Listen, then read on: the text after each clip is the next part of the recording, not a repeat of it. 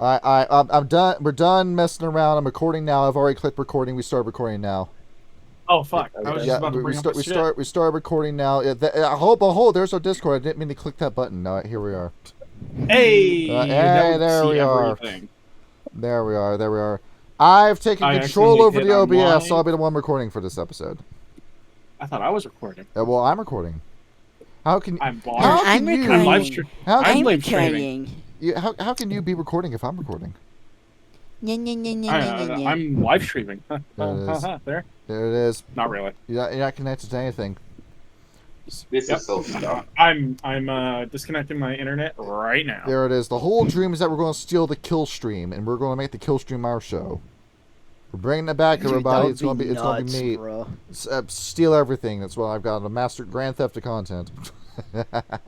That's Sorry, insane. guys. No slaying Nazis tonight. There it is. Nope, not happening today. We're not playing the leftist brain rot. We're not doing that this episode.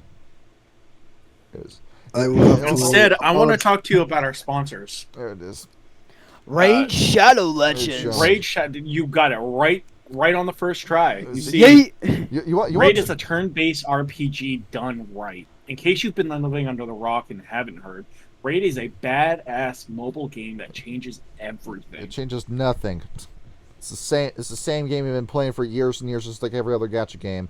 We're doing one of Ryan's ideas. We're doing a character corner. Ryan, who is it? Hey, today we're going to be doing King of Greed, or King. or Greed down here. This man who's currently muted. No, I'm not. There he is. There he is. He's talking to us through a telephone. I've been doing this on the. I'm not even going. On the phone. There it is. See his. Yeah. So This is so scuffed. So very scuffed. let's see what we got here. You've been talking to Kyle a lot. I've been noticing you've been picking up on his slang. Mm. Alright, so let's go ahead. Let's get to so Ryan, do you have questions for him, or do you want me? Who's leading the interview here? It doesn't really matter. It could be anyone. I already sent it's your idea. It's your show that you want to do. So you come up with an idea. I sent a brief thing to King a couple days ago. Yes.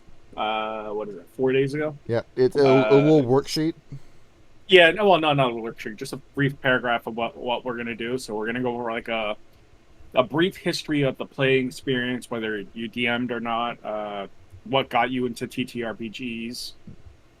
So we're gonna start with. Can you give us a brief history of your experience playing TTRPGs, whether it's DMing, playing, or D&D 5e, Werewolf, etc.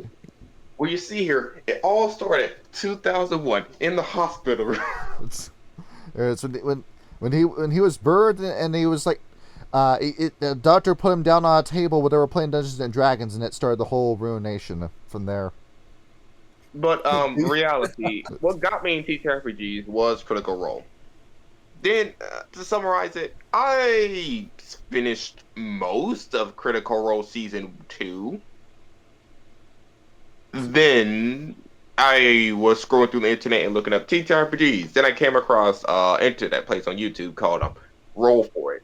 They were doing Vampire 5th edition at this point. Vampire 5th edition just came out.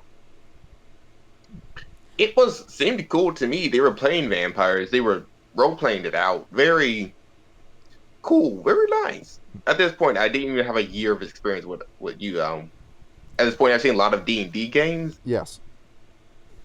But as soon as I looked at Vampire, I was like, man, this is actually pretty interesting. Pretty darn cool. Which Cool. story of Vampire got you into this?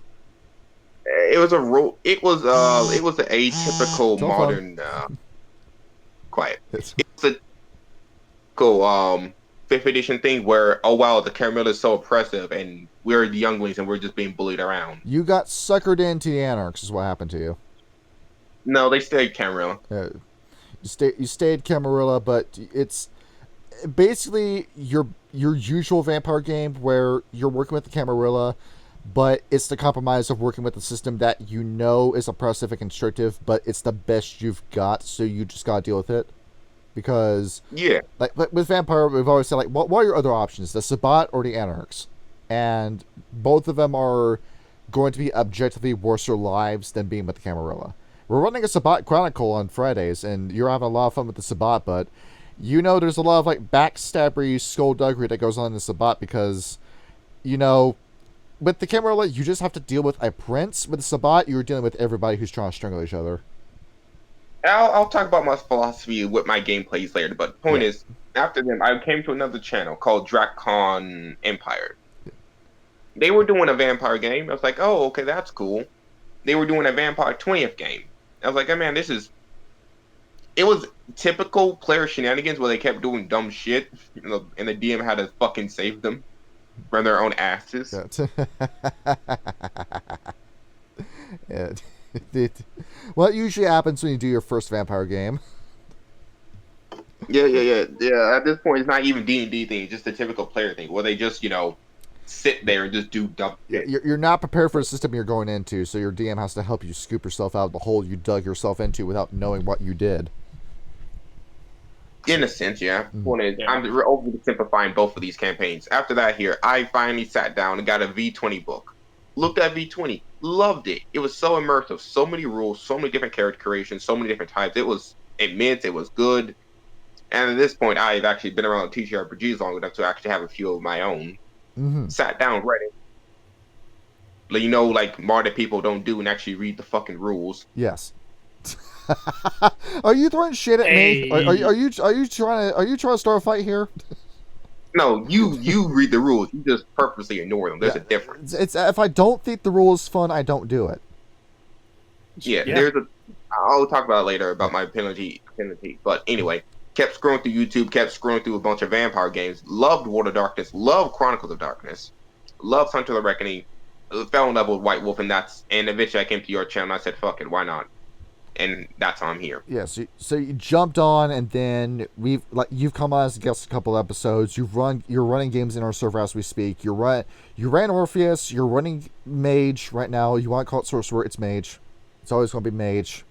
And then you've got ideas for Changeling. And if I'm right, were you thinking about doing something involving kinfolk? No. No, that was someone else, wasn't it? Yep, that was someone else. That was someone else. Yep. Miss me with that kinfolk shit. You really have an unfair opinion of It's kinfolk. the most boring part of werewolf, dude. It's the most. Why you, kinfolk Peter? I feel like I need to play a kinfolk now. It's like saying it's playing a Deathwatch game, and instead of playing a Space Marine, you say, I want to play as a member of the Imperial Guard, not even a commissar, not even a general, just a guardsman. Hell yeah. Bro, are you trying to get me on? Imperial Guard is better than Space Marines, bro. It's the Imperial Guard's fun, but at the same time, you are so much weaker and squishier than the Space Marine. So I want the challenge. There it is. I need the challenge. You only ever play as a kinfolk to get your balls busted, and that's it. Hell yeah. Well, I'd rather play a Thin Blood though, because at least the Thin Blood, it's worse. It's even worse, bro. With the kinfolk, you just gotta keep your head down, and that's it. That's just how you survive as a kinfolk. With the Thin Blood, you're under the gun the whole time. And that's what's going on with the mages. With Greed's mage game, is that we're under the gun the entire game. I wouldn't say that. Is after all, we haven't attacked by vampires. We haven't figured out if it's vampire related. We don't even know what sect of vampires is attacking us, and we don't know if we're dealing with the NWO, and we don't know if it's Nefandi, if there's an Nefandi angle. We know Pentex is involved, and that's it. That's it. That's all we know. Yeah, I will say this for 2 facts for the mage game, and sorry, you have to be on the server for you to know. And furthermore, yes, point is, there are vampires, there are monstrosities, and there is Pentex. Yes. Enjoy. And imagine running mage game and no mage enemies. Yep. Except Tremere possibly, but still, it's like fucking vampires. Yes. We were playing a Mage the Ascension game that's got vampire enemies in it, and now a single one is Tremere. I didn't say that. If you don't see Tremere, doesn't mean he isn't there. He's in Chantry. He was using celerity. There was some sort of Tremere ritual to let him go fast. So that's what it was. Anyway, next question. So between the World of Darkness games, the seven sister games of World of Darkness, which one do you gravitate towards the most? Changeling. Changeling and Dreaming. Yeah, I love Changeling. Yeah. You're currently playing as Arthur James Kind in our Changeling Sunday games that I do for the subscribers, and you are essentially like you're doing like this whole like Jesse and James Team Rocket thing with another guy on our server, Tim, who is playing a red cap Char, where I guess Char would be the James in the situation while you're the Jesse. Oh yeah, no, definitely. Yes, where your character like pretty much like starts trouble in every scene he's in, and that's why he's there. Where we kind of like got like a small formula going on with Arthur in that game where he comes into a scene, he starts trouble, he starts like brewing some sort of scheme, the scheme falls apart, he suffers for it, and then goes right back to scheming all over again. Yep. It's almost... How dare you? It's like an episode of Ed and Eddie. Like, the bad guy always loses, but you follow the bad guy for the whole story. See, yeah, Ryan, are you Arthur... sure you want to DM me while I'm using OBS?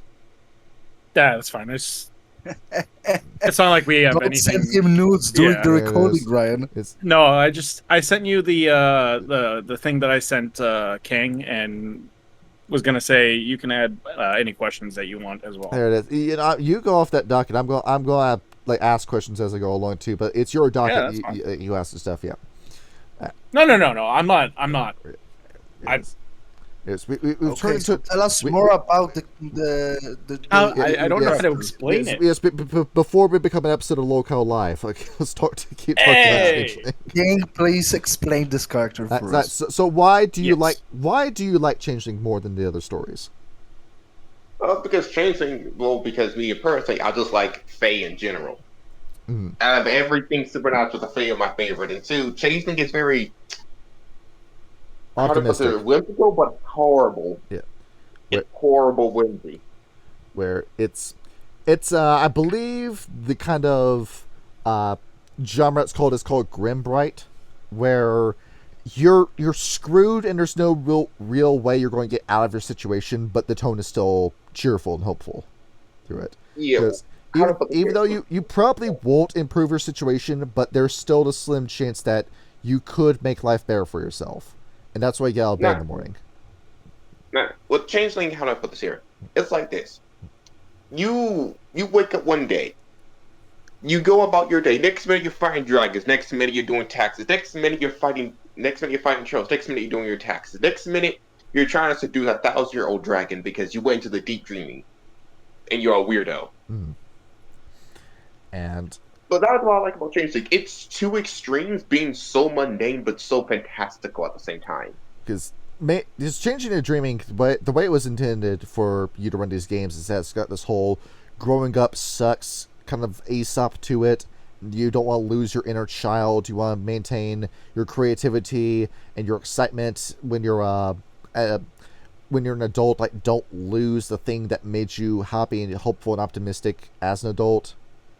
Is what they were going forward with it, and that is what they wanted with Changeling. Yeah, and I think that message is like a little bit truer today because, you know, you've got so many people on the internet that are just taking the black pill, where you've got the whole like. I wish Doomers were more of a meme than something that really took off, because you've got so many people that are subscribing to like the black pill, so many people online that are anti-natalists that say that they're not going to have kids just because they want humanity as a whole to die, instead of actually trying to do something with their lives. Where Excuse me, that's not a meme? Yeah.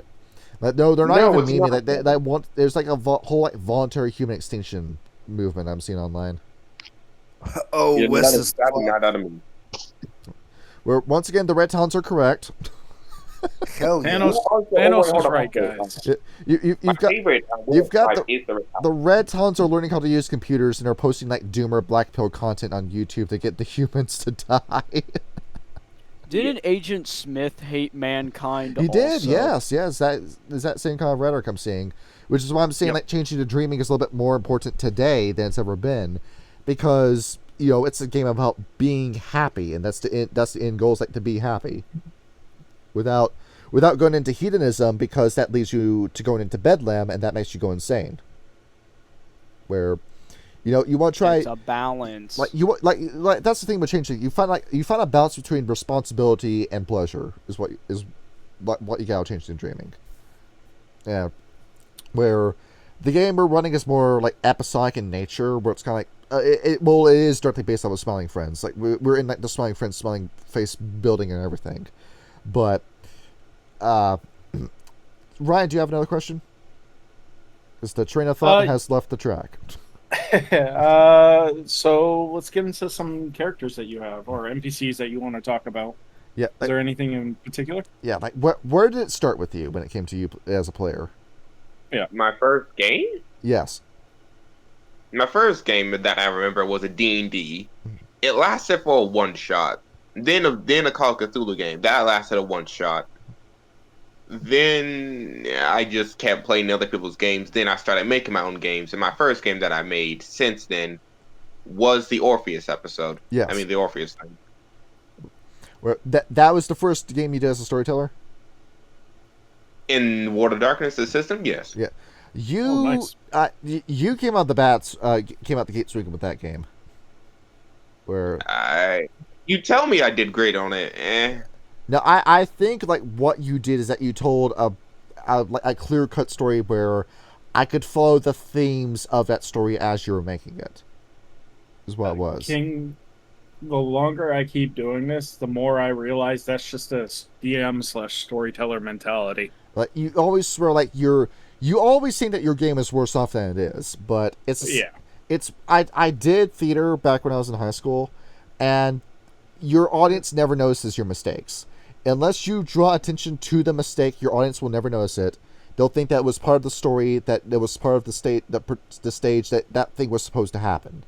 And if you just keep going, you don't go over the mistake at all. Nobody notices the mistake ever happened to begin with. So you go into this and say, as long as I don't draw attention to my own detraction, the game is going to be just fine. That's what it's going to be. I mean, Simply, look at my. I'm gonna say this game is as good as the fun players had, and you also. Yeah, because Obviously. I am telling Kyle that he's sweating it too much when we're running Ridge Cross Appalachia, where like you might be looking at this and thinking like, oh, this isn't good enough. Well, the players are still enjoying it. That series still gets a lot of views. A lot of people really do enjoy Ridge Cross Appalachia, and like he does worry about it, but I told him, you will eclipse me in storytelling if you start this, and sure enough, he has. Because between the two of them, Ridge Cross Appalachia and Ridge Cross Russia, guess which one is doubling doubling the views of the other? Don't compare Russia to Appalachia, bro. Yeah. New York was better than Russia, sorry. Because Russia, I am running that more like a video game, is how I'm running that. Where it's me focusing... It's me focusing on gameplay first, where I've had stuff like fear and hunger on my mind for so long that I want to run a ballbuster game like that, which is where Ridge Cross Russia is coming from. We're going to go back to story-driven gameplay when I get into Mage 1936, and then Hello. And then the bug that bit me that made me make Ridge Cross Russia, that'll be gone. That'll be done, and. Could I have done a better job with Ridge Cross Russia? Yeah, but are we still enjoying Ridge Cross Russia? Are we still having a good time with it? Am I satisfied with the sessions themselves? Yes. Yes. Yeah. And okay, so King, favorite Orpheus NPC? Go. None. None. Well, okay, it's to the next TRPG. As me as the GM, then no storyteller saying I refuse to answer that question. Right. Well, tell us like what the plot of the Orpheus game was, like for the audience at home that don't know what we're talking about. Yeah.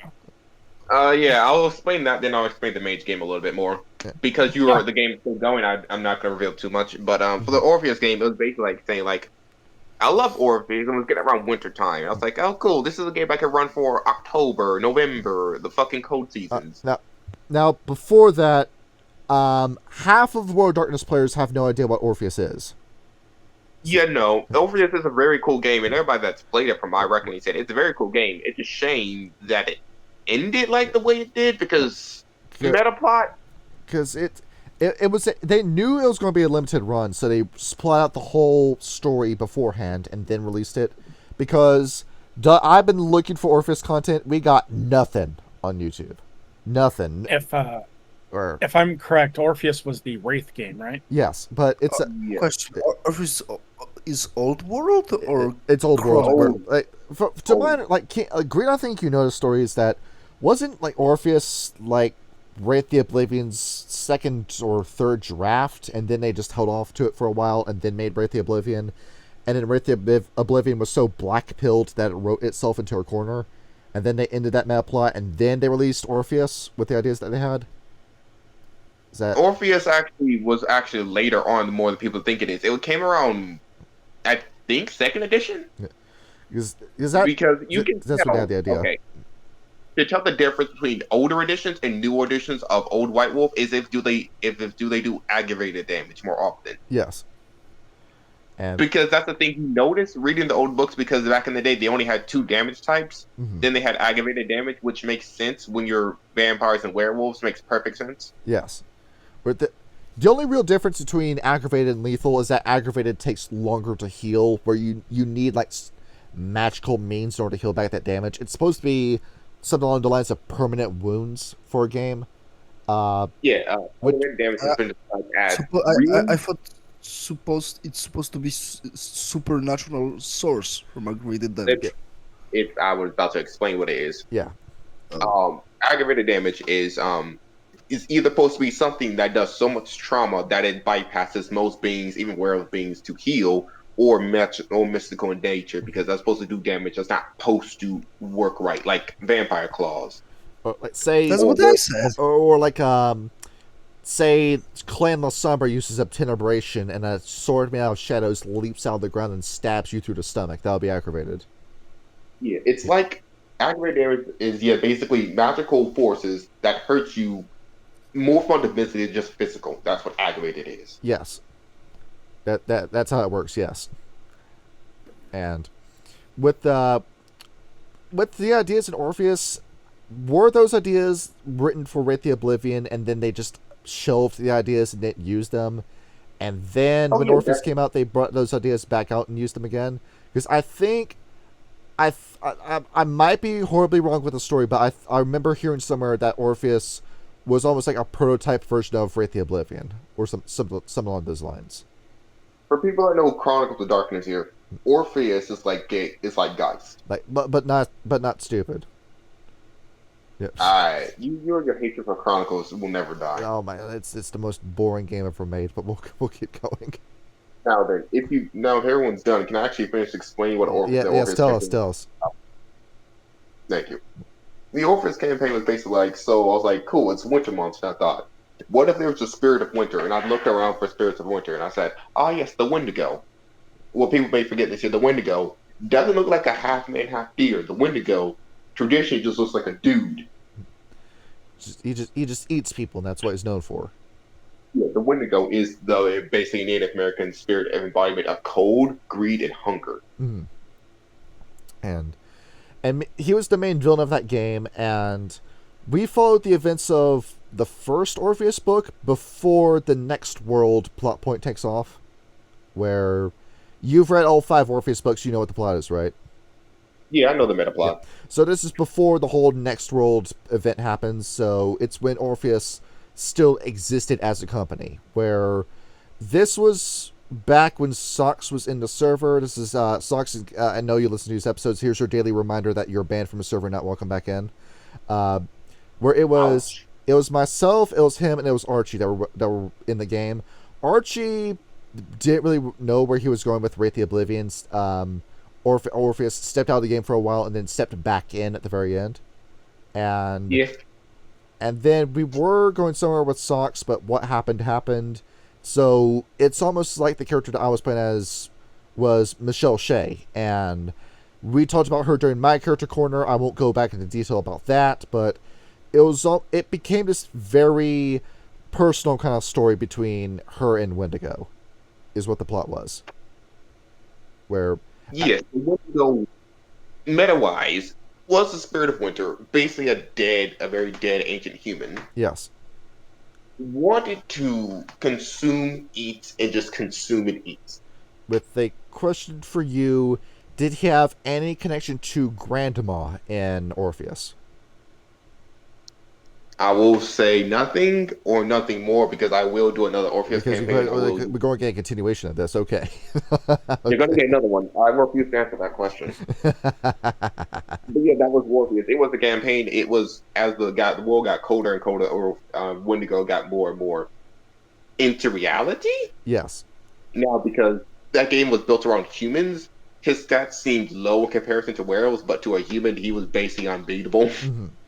Where we won that fight by the skin of our teeth. Archie died. Your NPC character that was helping us almost died. And I won that fight with 5 wound penalties going into that. Oh, yeah, barely. So, and all because you took the Destiny merit. And that was it. Like, you looked at the 5 points I took in Destiny, you took at the points I took in Appearance, and you said, "Oh, I know where we're going to go with this villain." Where yeah, you look like some good little girl. That's what it was. Where it was like this stalker with a crush, like sexual obsession that he had with Michelle, where it was more like, I want to have my way with you before I kill you and devour you obsession. Yeah, eventually. Now, meta-wise, there was something called Summer that said "fuck you," and he's very pissed about it. Where it turns out that the specters don't get along in Orpheus. Here's that summarizes. You have 2 different groups of villains that, like, one is about subjugation, the other one is about destruction, and the 2 of them don't get along. Basically. And with that, it really did feel to me like Wendigo was this nemesis throughout the whole story, where anytime my character tried doing anything, she tried improving herself, like I'm getting my life back into order, I'm considering fighting the cancer, I'm thinking about like going back into the world, talking with my family again, forming relationships with the people I work with at Orpheus. He's always around the corner to ruin something. And what was the tipping point for that was him killing off Oliver, where that was the motivation for her to really step up and say, "I'm not going to let you take anything from me or anyone else ever again," which is what led to our final battle. And the whole like 3-day warning she had, where you had 3 days in order to figure out how you're going to kill this guy. It led to really good storytelling, to the point where I've like worked on and off with novelizing more Michelle's story, going down a route that we haven't continued the Orpheus story that you've got, but I'm keeping it around like the same bits of like book 1, where I've got this story I've been like working on a little bit, where she's encountering Tyrell and Squib, and I'm still filling with the details in that one, because I write a little bit, then pause, but because I do other like creative writing stuff as well. But right, actually, I almost forgot. I also was another campaign, a Hunter the Vigil campaign. You were in a Hunter the Vigil game. It was fun. We all died. Was it the one that I ran, or was it someone else's?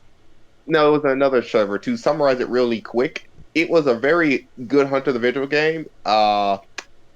We died because someone botched a roll when they tried to kill a mummy. Jesus. And people who know Chronicles of Darkness know this fact. We botched trying to kill a mummy when it was just about to wake up. So it is. You had your window and you ruined it. He rolled all ones. Yeah, how do you do that? It was all ones. Statistically, it is possible. It is. And he didn't get a single success on over 10 dice. Imagine rolling 14 dice and it's all ones. It's all ones. Bro, but it's like anyway. it's so low on the like percentage of that's gonna happen that's gonna be stuck with you forever. Oh wait, hold on, my bad. My character died. My other character had a sister. She got taken to the Fae. It was fun. Ooh, which is the whole changing the lost, spooky, scary skeleton Fae. Yeah, let me tell you. Let me speed run through Mage real quick before I actually talk about myself and how I actually like talk about TTRPGs. Yeah, we got a mage game going on that's still ongoing. Yeah, basically, I said, all right, I'm gonna do like a 20-session mage game, so I don't get too attached to these characters. Where 20 sessions, so like half a month, no, half a year. So, we've been doing this since January is where we are right now. So Yeah, it's if you go into the server, there's Inunor, Johnny, and I forget, is there a third player? No, hold on. It started off with Archie, but Archie was not a fan of the slow burn kind of game. Where I get it because with Red Cross New York, it was fast. With the Christmas special, it was fast. With Changing, it's fast. It's just like the kind of playstyle that guy wants to do. I don't blame him for that. Yeah. And we got Mandrake, who joined us joined the server very recently, who's a part of that game now. Yeah, and I think I integrated his character in well. He's basically a surgeon is what he is, right? Or not quite, but yeah, basically it's some sort of like hospital employee, and I guess like my mind's synapse is like saying surgeon to me. Yep. Sure. I've been wrong about stuff before. I'm probably wrong about this too. Bro, it's a male nurse. Yeah. They exist. It's a male nurse. You're not even a real nurse, you're just a nurse aide. Now, what happens in this mage game? To summarize it, everyone here, you're all playing a bunch of sorcerers. We are playing Erica, playing a psychic, actually. Yes. And you all just live your lives. Random day, do, until vampires showed up. They're at your doorstep. They want your corpses. Survive. And now we've got this whole issue going on with a bunch of birds. We got birds from hell that keep harassing us. Yeah. Meta-wise, you should meta-wise, and if anyone hears this, you should really stop letting the birds watch you. It's that the whole thing with the birds is that we don't have any ranged weapons. Where you run your games realistically. I can't just walk outside with a shotgun and shoot the bird off my roof. No, you can't. Yeah. Because then the police are going to say, why did you fire your gun on property? According to this state law, with these kind of rules involving gun laws, and you were too close to another man's house, and the pellets landed over there. It's going to be this big legal battle where I don't have enough points and resources or influence to pay off the cops or anything. So to summarize it, that's to summarize it. But let me actually tell you about how I actually roleplay games. Yes. Unlike Johnny here, who likes to do action, I love the slow burn. I love campaigns that take months upon months. Yes. I love being the player character who says, all right, the DM's not going to give me something. I'm going to look at my character sheet and what my character wants to do something with it. Yes. I am the active player character. I am the player character who says, well, the DM sets up those the setting. I say, okay, cool. Watch me ruin it. And this has led to, in the 2 games I've been in with you, that this has led to some good intimate moments where you have moments to really build in characterization. Greed, you're familiar with Chainsaw Man, right? Yep. And you've seen the anime. You remember that scene where we follow Aki in his apartment for a minute, where it's like 120 seconds of complete silence besides the background noise, but it's him doing his morning routine where we get to see how he wakes up. He starts the day off like starting his coffee pot. He has a cigarette outside. He starts his laundry, then goes into the bathroom, brushes his teeth, ties his hair back, gets a suit on, and that's how he starts his day. And then there's these little details you see around his house where he has no decorations. The interior of his apartment is just white and gray, and the only thing he has that really shows who he is as a person is just the work forms and tax forms that he has posted on his fridge, and that's it. Where it's a scene where there's no spoken words, but you can tell who the character is in 2 minutes. Where you know everything there is to know about that character. And we have moments like that with Orpheus, because we had a similar scene with that in Orpheus with Michelle, where we did her entire morning routine and what she does after she gets off of work for a session.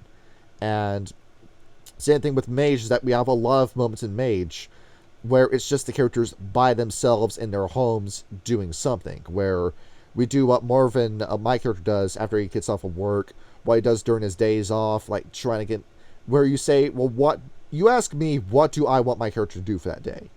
and then I tell you I want to go see the sensei and improve my Akashic art moves. I want to see about calling my son. I want to see about skipping town because I'm convinced that a vampire's going to kill me. I'm going to go sleep in my car in the woods. That kind of stuff. Yeah, I'm very much so. I'm very much so the type of DM or the player character who says, all right, you do what you do, and if you don't do something, I will. You're not going to like what I'm about to do to your character. There it is. Because it's your guy that says, give me some characterization or I'm going to put you under the gun. Yeah. Yeah, so it's going to be. And the way that you run combat, too, is that I think you're looking at our sheets and you're deliberately designing these encounters to counter our character sheets. I am not doing that whatsoever here. It feels like it because Marvin's a muscle mage is what he is, where the psychic powers is that I went all into biocontrol, so I'm doing what Toguro and the Hulk do, where I bulk up my shoulders and my muscles and everything. I'm the Hulk going around punching stuff. And instead, I'm fighting enemies that I saw the art. Yeah. It's like Red Hulk, just the Red Hulk. Yes, it's the Red Hulk, but I'm up against enemies that either A, fly, or B, have super speed. So every combat encounter is a struggle for me in this game. To make this funny, I didn't make him to counter jack shit. You just tried, to summarize here, he tried to punch a bird, and birds are naturally quick as fuck. Yeah. 2, he punched a necromancer, a sorcerer necromancer, nearly died. She had it coming. 3, someone tried to hold him at gunpoint to take his money. He said no. If I didn't roll reliably bad, his character could have been very much so near death. Here it is. And it tanking 2 gunshot wounds to the stomach and before slammed a fist into her. But then she used her fucking Vitae to heal herself and then ran off. It was broad daylight. So fantastic. No, you didn't explain how the healing mechanic works, but you could just have like an IV drip of blood. You just squeeze it, pump that vampire blood into your veins, and you're good to go. Yeah, that's exactly how it works. It is. You just focus the Vitae. She went to the pause screen from Vampire to Masquerade Bloodlines and equipped the Vitae. In a sense, yeah. Yeah. Oh yeah, hold on. Before I continue it, I was in 2 other games. Well, I'm in another game currently. I am in a Sabat game. I'm playing. You heard this in the other thing called in the Code of Ecstasy episode. Yes. I'm playing a very racist blood brother. And previously, before that one here, I played a Shin, the Asian hunters. Yes. In a Hunter the Destiny game. And in both games, Rappert's in both those games, and you're at direct odds with this character in both games. Yeah, hold on, yeah, Rapper. What you think of May? She is like all of your characters I know of, which is entitled asshole, and that's it. Well, the thing is with May is that she knew what she was talking about. She was right. It's not what you're saying is wrong, but the way you're saying it makes me want to go against you. Yes. Very much so. Very much so. Yeah. Yeah, May is, to summarize her character very quickly, is in the Hunter game. She came from the scenario is, I grew up around hunters. I knew the mentality of hunting. And she's like, you guys are trying to get yourselves killed. Why would I ever work with you? Stop it. Yes. And as it turns out that she was right, because that game had a kill 'em all kind of ending. Where Gabriel Johns lost his 1v1 against La Sombra and got his head chopped off. La Sombras. I want to clarify. You fought one and killed him in the first turn, and then you had to duel with the other one. And it was just 1 health level, bro. Yeah. I could win against him. Yeah, it's like summarize it. He lost that by botching his last attack roll, jamming his gun. It was a whole quick draw. Rapid won the initiative roll, and then botched the roll. And then it was the last one, and it was the last bullet in the magazine, which is the funniest thing. It's the one that screws you over. This is why we use swords, because they don't jam. And yeah, to be fair, he needed the gun because he was in darkness, and his character was very close to dying. And then, how everyone else died, like Dr. Gibson got smashed with a car when fighting a gargoyle. Father Evergreen blew himself up after he started getting his blood drained by another vampire. And then poor Larry Cooper was gunned down in the middle of the street by police. So, Mm-hmm. that's what happened to him. And My character survived and ran all the way back to Asia, saying, I hate hunters from the West. They're fucking dipshits." and you made a Tremere ally in doing so, a Tremere anti-tribute ally. Yeah, but back to me as a player character. Yeah. To understand this one right here, and this is why I love World of Darkness as a system. Yes. You see, over my years of role playing games, I noticed a little trend here, and I Yes. grew to hate it more and more. You grew up to hate what Player more? I hate this trend more and more. The player characters like to make this joke online saying if it has a hit point sheet, you can kill it. But when I see this stuff here on games and role playing games all across the game spectrum, the player characters never actually are in danger. I just get sick of that. Yes. Where The DM says, "Oh wow, watch out for this giant," and makes a way for his player character to survive. I very much grow tired of that because if you're not going to kill your player characters, don't even give them hit points.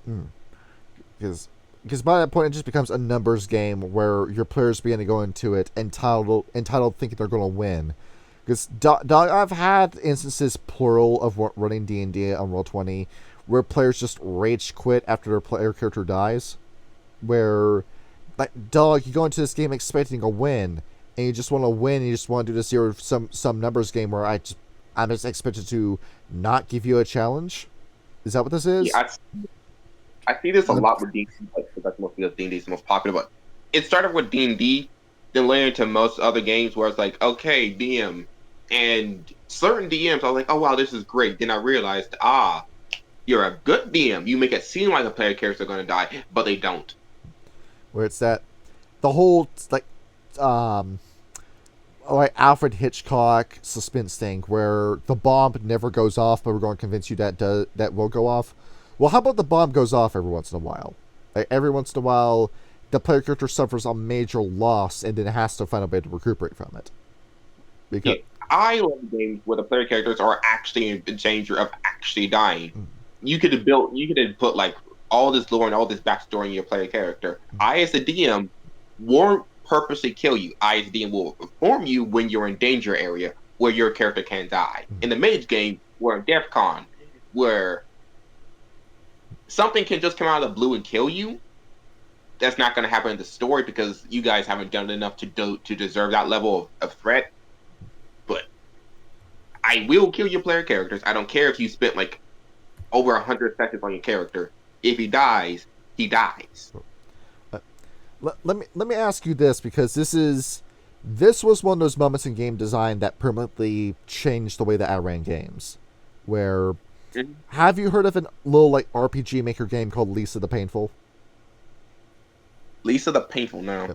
There's a moment in that game where this happens pretty early on. You only have around 6 party members, but you can only change your party when you get to a save point.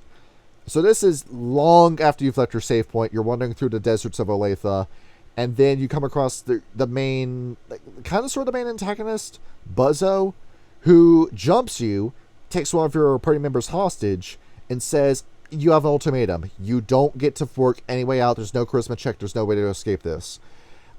You either A, permanently lose that party member, or B, lose your left arm. You have to make that decision.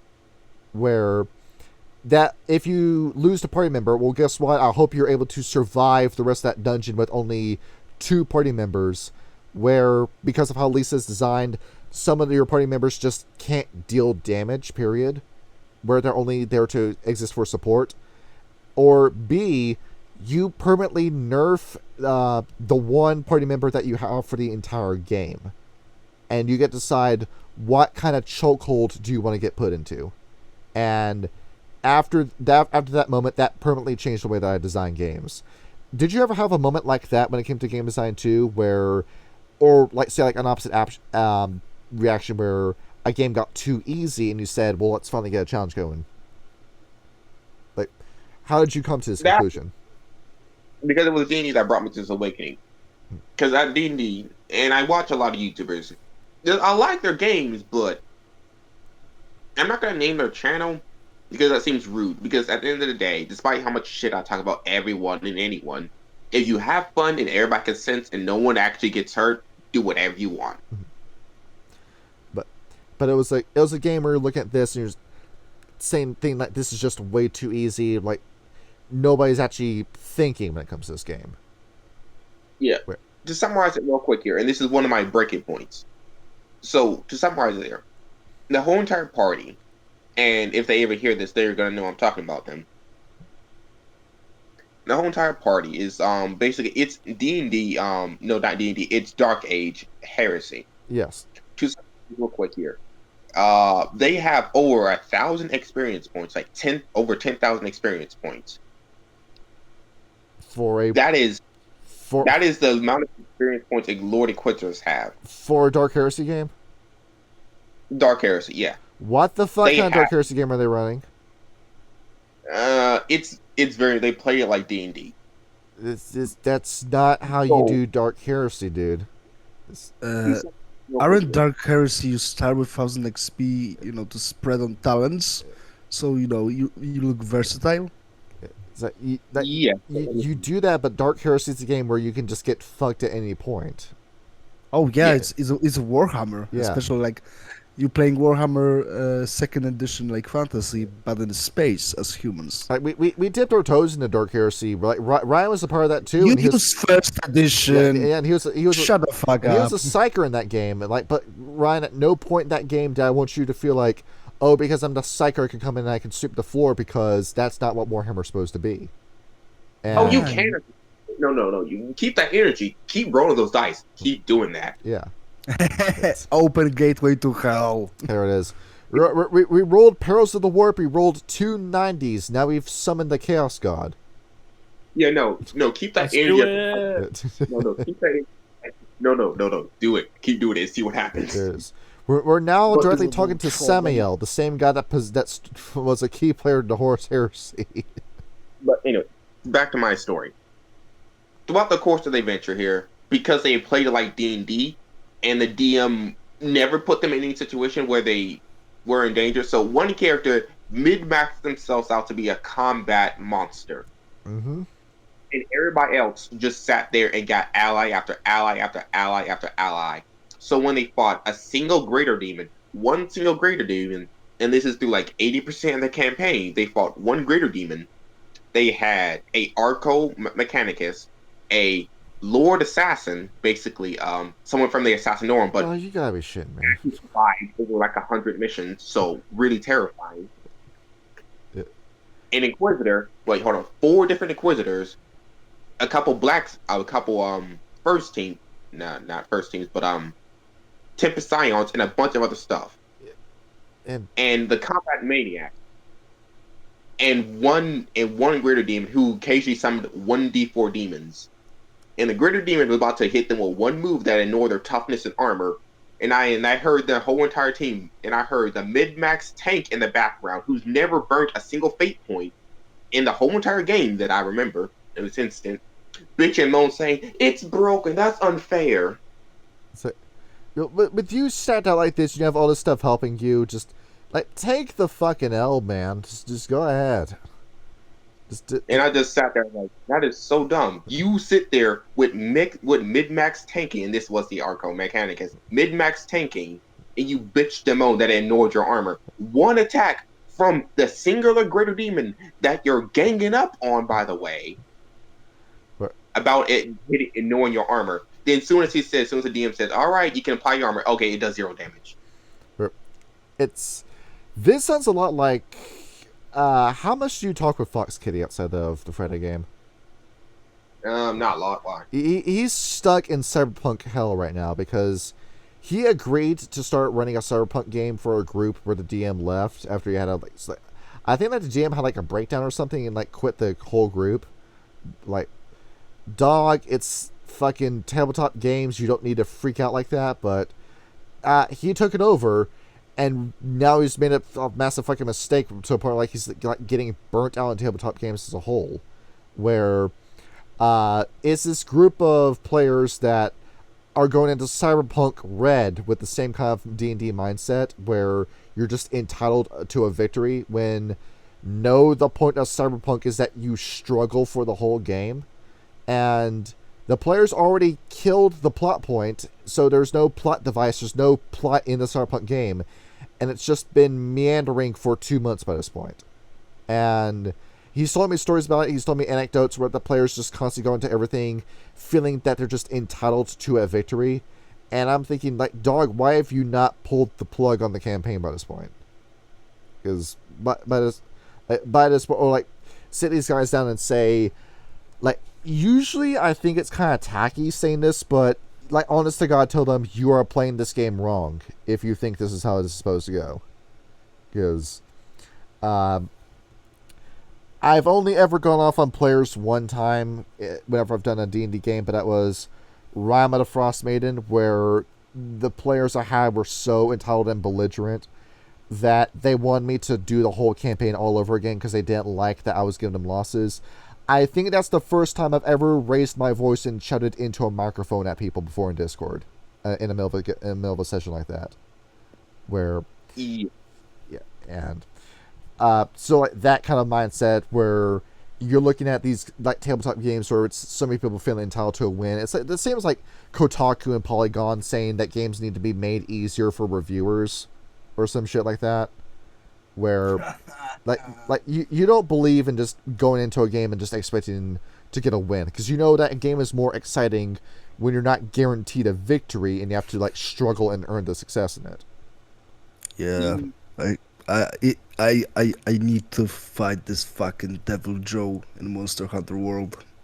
Because when you really like bust your balls for it and get the win, it feels like you've earned the victory, so to speak. Hell yeah. Yeah. This explains why. Point is, at the end of the day, the group, and the friends all have fun at the end of the day. At the point, at that moment, after that, I watched a few more of the campaign. I just left. My point is with this statement: if you're going to have a campaign in a super deadly system, but never actually make the characters actually in danger, why are you even playing this game anymore? It's like saying you want to play D&D. Hold on. It's like you want to play World of Darkness, but you play it with the mentality of D&D. What I'm saying here is, if they were to do this game, a game of World of Darkness, they will be having a mage and a werewolf and an ally all jumping in one single enemy every single time. And I'm just saying, like, that's not how the world works. And then the werewolf is an elder or something, and the mage is an archmage with a ret 6. Yeah, that made me mad too, because the allies they kept basically they got at this point in the party, they had 3 different inquisitors, a lord inquisitor, a lord assassin, and a leader of a Eldar Crusader helping them. And this isn't anything like the Caiaphas Cain books where it's supposed to be tongue in cheek. And because they came in with the D&D mentality, all of them were the same area every single time, so they never actually were in danger. And the player's character said, "What if a custodian helped us?" And the DM's like, "You basically have a custodian guarding you the whole entire time." What if a female custodian helped us? Fuck off. It is ma'am.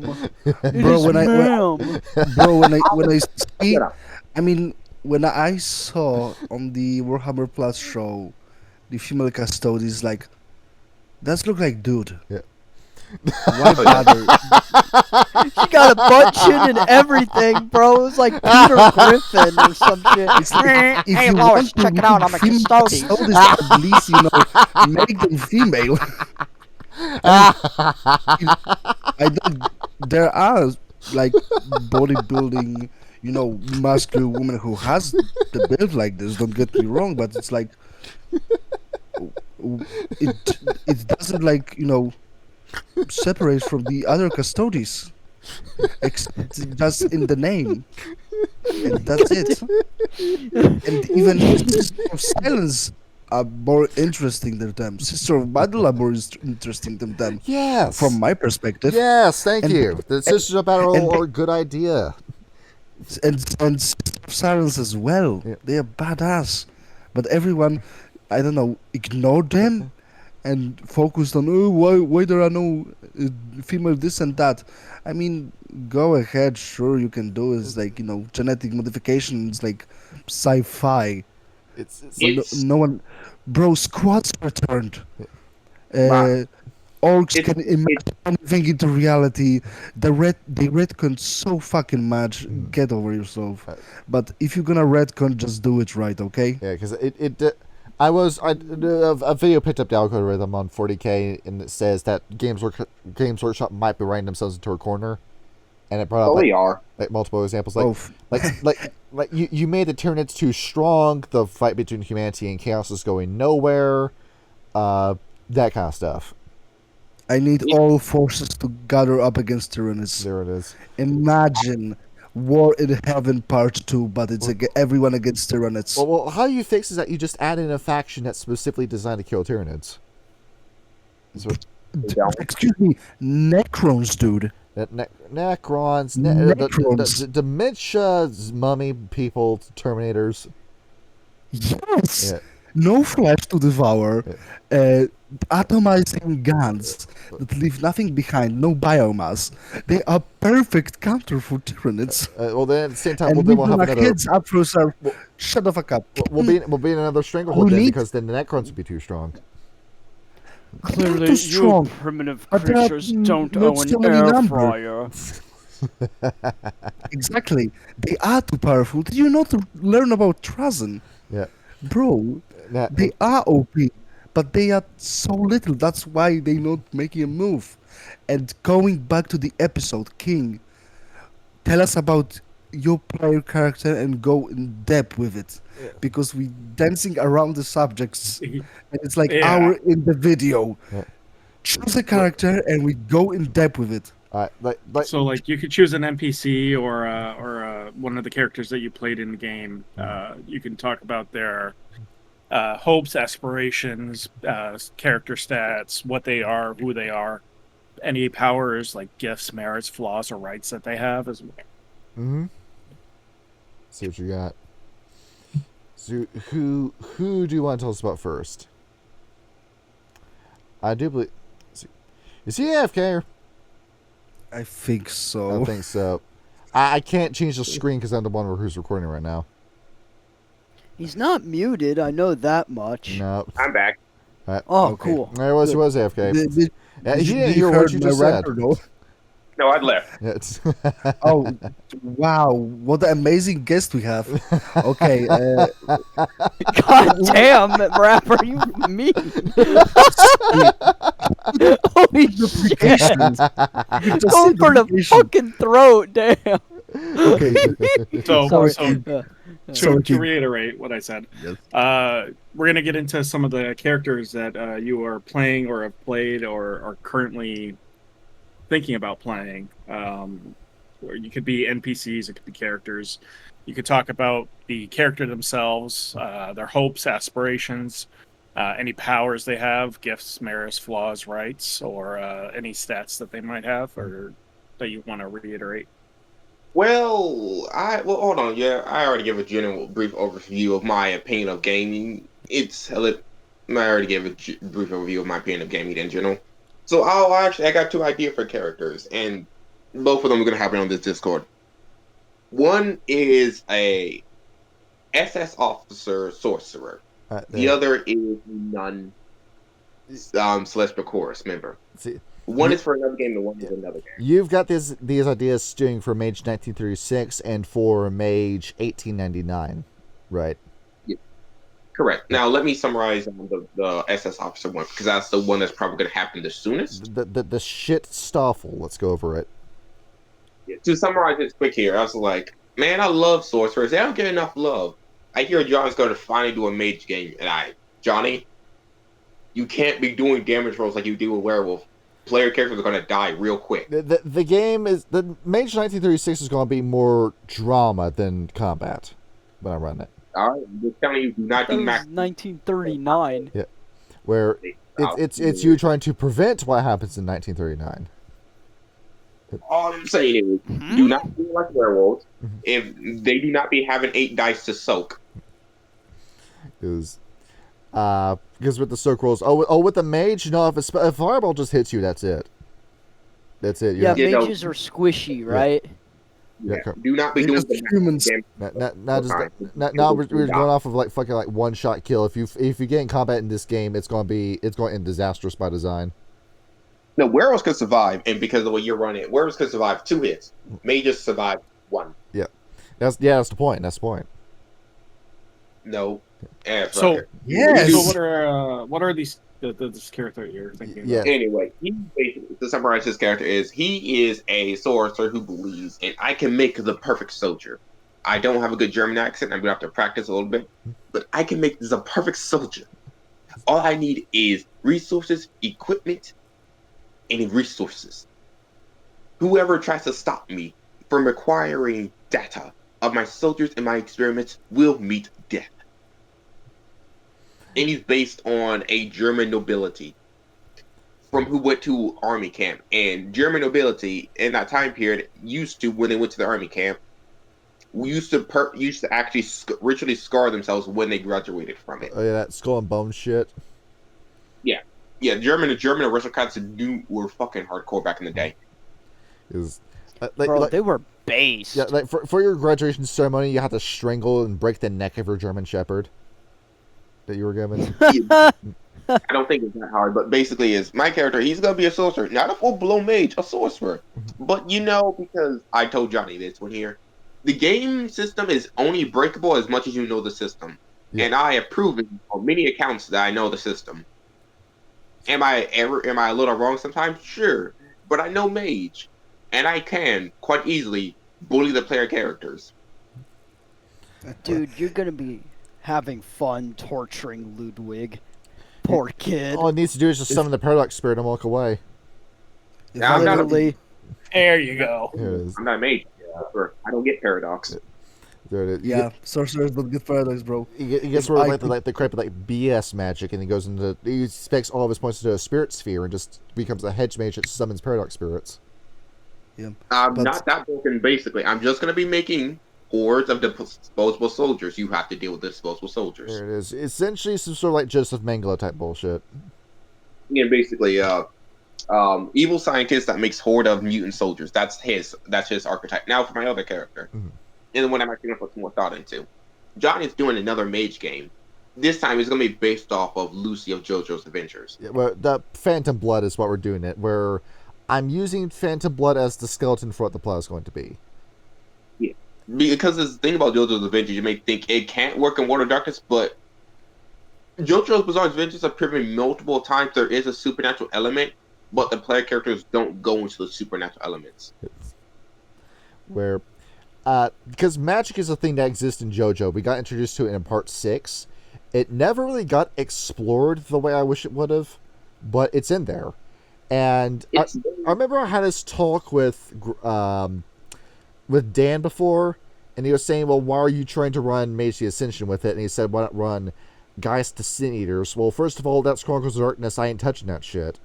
But second of all, Geist doesn't really have the system I'm looking for with, say, magic experimentation, because you're not stand users in this game, you're Hamon users.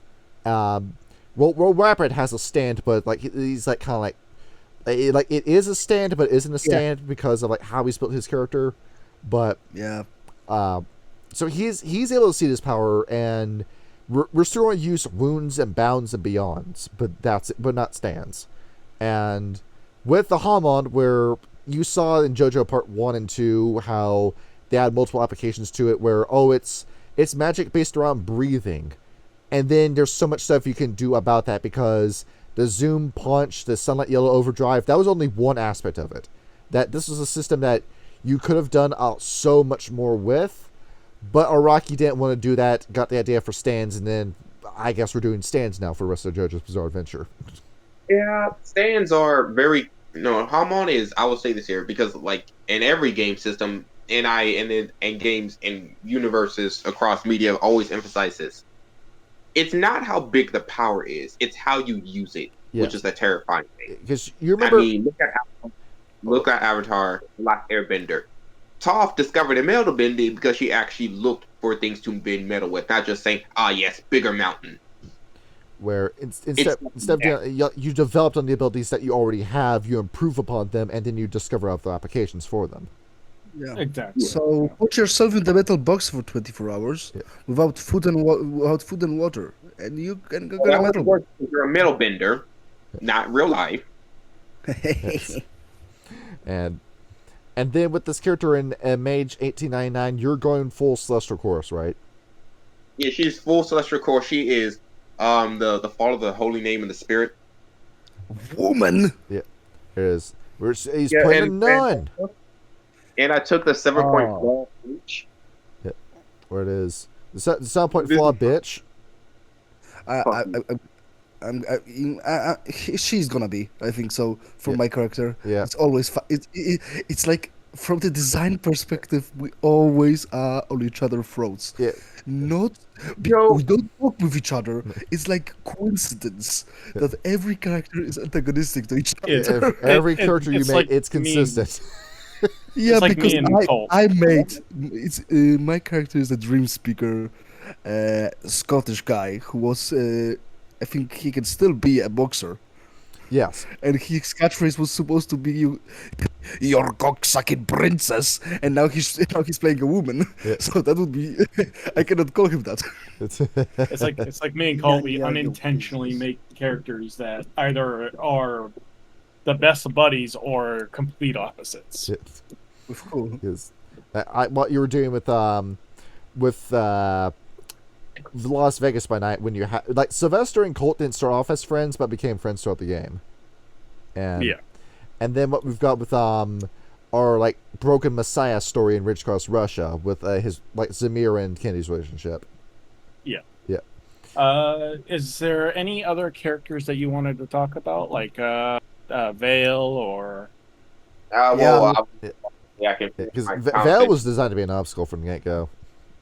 For the mage game for during the World War II, that guy's gonna be a villain. He's supposed to die in the end, but like Vale, he's gonna be a hard kill because I play my character smart. Because I've already got ideas to where to fit you into the story with Mage 1936. Yeah, I just need to make up stats for him, his minions, and that's pretty much it. Just him and his minions. Mm-hmm. But that's my nun character. Yeah. She's gonna have a wound, but I haven't figured out what kind of wound to give her. Because in the story of George Joestar, those were powers that were developed after intense physical or psychological trauma. Where, like the two examples I gave you is that we have the wound called Locked Room, where somebody was almost killed in a locked room murder and now can recreate the scene of her murder, her attempted murder with her powers, or the guy who has wings, where I don't remember his first name, but his last name was Motorize, but he got that after I think it was his mother tried to kill him, and the two stab wounds in his back became the two places where his wings come out. That kind of stuff. Shit. Yeah. That's See, I just fucking thought that- cool. I figured out the wounds for my nun. I'll say them out of character because I'm not going to tell everyone that one. But basically, she's going to be a soft-spoken with nun who says, "How dare you?" Yeah. I haven't really gotten more for her character yet. You'll find out more about her when I eventually play her, but she's going to try to be more nice than my usual characters. Yeah. You're going to try going how much? like what the Celestial Course is supposed to be in the meta. No. But she's going to be definitely Celestial Core. She's definitely going to be, you will wipe your feet before you come into the house of the Lord, or I will hit you with this stick. It's just common sense. It's not like I'm verbena. Sorry, mein Frau. Where, so while we got that party is that you're going Chorister, Rapid's going Dreamspeaker, Gary wants to come back for that game and he wants to play Aetherite, and then Dan's going Hermetic. Yeah. Oh yeah, and I just want to say this here. When I left, I could still hear you. I just couldn't speak because I was too far away. It was like 10 minutes ago, and you still remember to say that to me. I'm surprised they hold grudges for someone who does not. But now you muffled that that's I all cannot good. hear I and I just- cannot have my grudges. See, I see what you're posting up there. Yes, Victor. Yet the Sons of Ether are the most played group in Mage the Ascension. It doesn't Fart. make sense. Yeah. For, I can see it. Why? why? It's because it takes zero Mad brain power to scientist. play an Aetherite. Yeah, Yeah, no, but- basically. It is. I will say Serious? Oh my god. It is the normie option. It's so easy to play an Aetherite. I It's will say this here before I forget here. For you to truly understand this thing about mages, and this is for everyone that hears us here, you have to be interactive to actually have fun as a mage. You can't wait for the DM to give you everything. You have to be proactive as a player character. because in Mage Ascension you could just like lock yourself inside the Chantry and just do ritual magic forever, and then that's just going to be a very boring game where nothing happens. No. Yeah, that's lame as hell. Yeah. Where- No, I want to be Castlevania's Nocturne and have a fire punch and kill a vampire. But Nice. for you to make sense is as a mage, you have to be proactive, and I don't mean like, let me put this in this way here. When you say you want to cast a fireball and you play Order of Hermes, you go on the description saying here, you call out different elemental names with fire, you write out runes in the air, and you bring out red dust. Boom, fireball. Mhm. Makes the spell really useful, makes it really powerful, makes it easier to roll. But if you just say, I make fire rune, because Mage, you really have to go into the social aspects with Mage, because like the guys who are running Hearts of Parenting right now, Brava Alpha Bosa, tried doing a Mage live play series, and that series is dead because Oh, that, I liked it. It yeah, was good. yeah, because I don't know you why. gotta know what you're going into. I don't think he knew where he was going with the Mage story. I'll delay Maybe, but I liked it. Yeah, 'cause- I watched episodes. Yeah. I really like Samson's character. and you got the like Frederick Knudsen to do a character for it too. I just want to make sure. I just want to clarify there. Did he officially say it was dead, or did you assume No, it's dead? no, it's just Johnny hating it's and just it's me and Fox watching this guy because we know something's up here. Oh. We know something's wrong, but we just don't we don't have anything like we don't have the smoking gun. But you can tell somebody's guilty of something just from the way they act. But You get a bad mojo Yeah, from like- him. yeah, there's something going on here. It's the same reason. It's the same kind of like attitude I have towards Mage the podcast. But They His should- tail is tingling. I. Why do you do that, Yeah. bro? It's like sitting in a room when there's a gas leak. You like, I think something is wrong, but I gonna stay in this room. Just lights a lighter. it's like me and like that's why like me that's and the Fox fun are of it. a-logging this channel because Yep. like we're trying to figure out like what the fuck's going on here. Huh, interesting. Something's wrong. I can feel it. Something's wrong. I can need feel to it. know. Yeah. But, All right, are So, we all set continue. with Mage, or problem see, with Ri- this. Ryan, Or did is you there We know do with about established characters. Let's go with Vale. Vale? Maybe backstory because we don't know the guy's Yeah, backstory. Vale just appeared in Yes. Russia. Yes. Okay. Anyway, if my thought was to be finished here, I as a person do not share the same views as Johnny on the Hunt of the Parenting or his mage game. It seems, Yeah. but Vale, summarize Vale. He was a Russian soldier, a scornful, evil little person. Because I hate this little thing about media and anime. We're saying like you're just born with a good heart. For someone to be born with a good heart, someone also has to be born with a bad heart. There we are. He's one of the people who was just born mean. It's Russian. Everybody is mean there. It's the land where Bro. nobody's ever been happy. Yes. Leave Yes. alone. And they conquered more land, so more people would be miserable. Misery loves We're not company. talking about Rap modern Red. Russia or ancient Russia. We're talking about War II at Russia. Well, I mean, that's always been the country. Yeah, because not World War II, Russia was so fucking nice. World War II Russia was actually standable. Anyway, Yeah, Russia and in this scenario here is he was a Russian soldier, just a mean little bastard. Point is, he as a soldier, he was good, he was effective, he was a commando in a sense. He came into enemy lines, he shot them, he garrote wired people. He was very stealthy, very cool, very he was a scout, basically. He was a Russian scout in the military. He eventually died because of his improper conduct on the battlefield. And there, Point is, he was later sentenced to hanging because of his actions that which he committed. What actions involving is it something something you between can his legs. say, like genocide? Penis. No, Penis. no. Okay. Just saying here, the word consent didn't exist in his head. Yes. Okay. Bro, it's just Red Army soldier, casual Red Army soldier. It's not like Vale was Red Army soldier and just it. That's his backstory. But yeah, that's Vale, a vindictive little scout character that moved forward and eventually died via hanging. And now he's back as a guy who hangs other people by their necks with chains. I mean, to be fair, I will say this here, and I don't know if this showed up in the recording. Vale, I didn't make Vale to be strong. I made Vale to be an ambush predator and to be able to be quickly overwhelmed. Yes. I didn't build him to be able to actually stand toe to toe in a fight.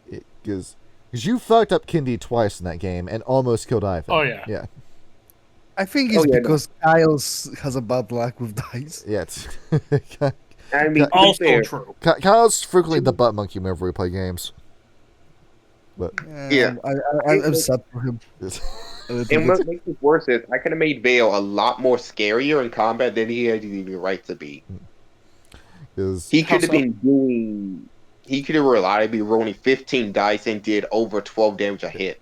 Along with some of the Arcanoi that you can get as a Spectre, they don't have anything like, say, Poltergeist or Flux that directly hurts you. Not Outrage or Flux that directly hurt you. But it can hurt you in other ways. I mean, to be honest here, if I truly was a cruel person, I could have just pulled people into the Shadow Realm, which is different from the Umbra. And I could have pulled characters into the Shadowlands and summoned a maelstrom around them and did 10 damage every single turn. That's how you can do that. This is why you don't want to encounter Spectres in Wraith the Oblivion, because they can do that to you. Yeah. Where Point is, I liked Vale was a little bastard, and I thank goodness he finally died, and he only died after me nerfing him. Because I don't want to diminish what the players did, because you guys did great. It's just that you only were able to do it after he got nerfed, because if I didn't nerf him, that last chain attack would have dropped soft paws. Yeah, it would have dropped soft paws, and then Ivan would have been out, so it would have been Zamir going into the final battle by himself if that was the case. Oh yeah. Which, and as we both know, Zamir was in no shape to do any type of fighting. Yeah. Because you like get consistently shredded in combat, where you would still have the two NPCs that brought into battle with them, because Kitu Mini had Diamond Claws and was dealing 10 damage per attack, and then Sasha's a troll, so enough said. But yeah. But imagine fat Russians. I can't. He's not from Russia. He's Jamaican. His name is Sasha. Yeah, he's got a Russian name, but he's not from Russia. Yeah, there's a company called a Russian Immigrant. Yeah. He's Jamaican, you crazy rap red. Yes. What the fuck? And he chose to go to Russia? Yeah. He wants to go back to the homeland now that the Shadow Veil's gone. But, nah. Yes. Cap. But I should actually talk about a little bit too. Actually, how I like games in general. I've talked about how I like games. I talked about how I like to roleplay games. But my favorite type of roleplaying game and my favorite area and genre, maybe more so than Changeling, is Hunter the Reckoning. Hunter the Reckoning. Yeah. Because when I told you I was playing Hunter the Reckoning, you want to piece that as soon as possible. I love Hunter the Reckoning. Which is funny because he joined later. Yeah. Yeah, and I understand this thing here too, because when people say I like Hunter the Reckoning, but there's mortals, and I say that's not my favorite form of Hunter the Reckoning. I like playing Hunter the Reckoning where you actually have powers. Yes. And people say, "Well, why?" Because you could actually theoretically survive the setting with actual powers. Yeah. I understand you want to play this normal dude who just starts up hunting. That's good and all, but unless the DM pulls punches or you roll well, you're gonna die. Because we still did run that Hunter the Reckoning game like it was a Hunter the Vigil game, because you needed to know who you were going up against before you could go into that fight. Where, I mean, And we did. yeah, which, Kinda. yeah, which is what you did, because your first target was Setites, and you had to look up the Setites, find out where they were, what their names were, what kind of weapons they would have before you went to that fight. And then your fight, well, not really fight, but your encounter with Issachar and Abaddon, where you were making sure that you were going into something that was not a trap, because we got this anonymous letter from a guy asking us to hunt him and kill him in the woods. This sounds like a trap. We gotta make sure it isn't before we try stepping into the woods. And it turns out, oh no, he's asking for a suicide by a hunter because a hit marker's coming after him. So, and then you had to figure out, what did you know about hit marks and whether or not you could actually fight one. And Yeah. and then that was a fight. Terminator. Yeah, and that was a fight Bro, that you won by we the skin of your survived this teeth. fight barely. I made so much good rolls. The Hitmark had 2 guns, Yeah. which one was the revolver with 6 shots Yeah. possible, and the other was like 4-barrel gun. Yeah. So when I took down the revolver from his body and his hand with it, I'm like, oh my god, we are so lucky. And then Hitmark released all of his shot on the 4-barrel gun and killed it took down like 4 people down, Yeah. and 2 of them died Yeah. instantly. Yeah, he killed Issachar, he killed Abaddon, he killed their ghoul, and then he almost killed Evergreen. Yeah. Yeah. that's the thing about Water Darkness as a whole, and this is why I like Hunter the Reckoning. And I understand you can play as just immortal. You have to have the supernatural element to survive as a hunter, because let's be honest here, if the hunters in your game, Johnny, did not have the allies they did, they would have died like way earlier. Because Hey! Gary was carrying that game. he really Oh yeah, was. but Gary was the hunter. Yeah, because Yeah, but it took. Let's say this here. It'll take one enemy that understands how the internet works to find Gary and just cut that off, and you guys would have been dead. Yeah, Point is, Hunter survived. if I Nah. wanted to play dirty, I would have played Glassworker in the game that would have stepped sideways into his lab. Yeah, as well. I'm not saying do that dirty. What I'm saying here is, if you had an enemy that understood computers, Gary would have been very easily found out, because Gary didn't really roll to hide himself at all after what he kept doing. And same thing with Cyberpunk too, but like net running. Like net running is powerful, but at the same time, any other net runner can kill another net runner, or a rogue AI can get you. So Yeah, I'm not Whoa. trying to Wait, anyone what? here or for any character, but if let me put this here, if gunshots kept happening and computer glitches kept happening, it's very obvious what's happening. Yeah. But thankfully, like in real life, the Australian authorities were just inept and never caught on. You know, Yeah, pretty much. yeah, it's I played May like human people could figure out what happened, and May was like, "Wow, why is nobody actually looking for me? What the fuck is going on?" for all my Euro bros listening, I don't know why you don't commit more crimes, because Europe's police look like they don't know what the fuck they're doing. They pretty much don't. Yeah, but we also want to, we don't want to cause fucking chaos. We just love. We have enough chaos in our households, in our day-to-day life. We don't need to, go in the streets and start doing shit. I mean, we're doing shit when we need to, not always.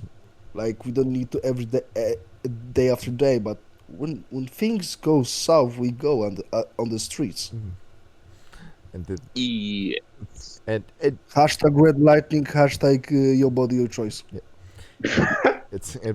Yeah, I know. I'm not joking, bro. It's like it was like in the time of COVID, there was prohibition against that, and people went. I went, and I didn't went. My mother went. Mhm. I had school. Yes. Yes, And- but yeah, that's what I like about Water Darkness. I love Hunter the Reckoning because you have the supernatural element to justify you surviving being as a hunter, Well, it's not even supernatural. It's a human element where it's humanity Yeah. unlocking that you could do this the entire time.